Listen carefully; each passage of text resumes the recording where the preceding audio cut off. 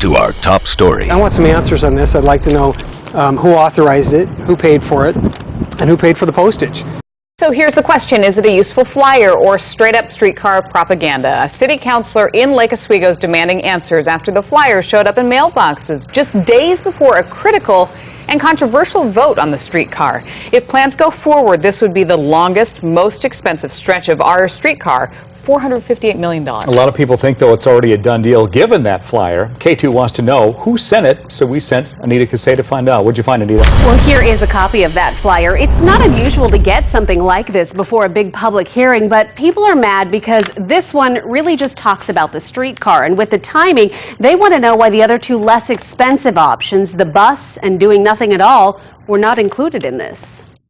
Please reconsider. Out of 5 hours Let's look at the future. of streetcar testimony Tuesday We do need to know more. and 113 different points, Please don't build the streetcar. Janine Dunphy stood out, upset about a flyer she got. Were the facts presented more honestly, that might have been okay. However, this is shamelessly skewed and biased toward the streetcar. If you were to read this, would you think there are any other options on the table? No, absolutely not. I wouldn't. Lake Oswego City Councilor Mike Kehoe wants to know who okayed this spendy color flyer.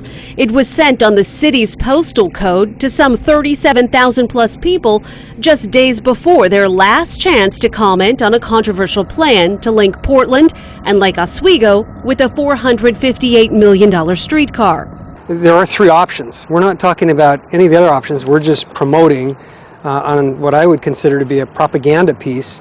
The streetcar is the preferred option. So who paid for this? The City of Lake Oswego. We're responsible for communicating with our public about the actions of council. Christine Kirk is the city's public affairs manager and put the flyer together. I think it's a process piece. I don't think it particularly has a side other than to inform people of a public hearing and to make sure that folks know why is it that we're looking at the steering committee recommendation. But here's where the backstory gets important. The majority of people on that committee also on the board for the Portland streetcar.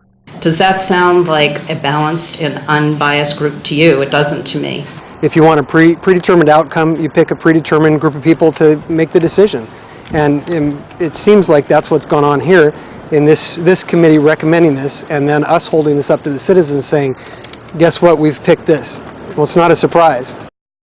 Because this is such a big decision with a lot of money at stake, and with the community so divided, Kehoe believes this should really be put on the ballot.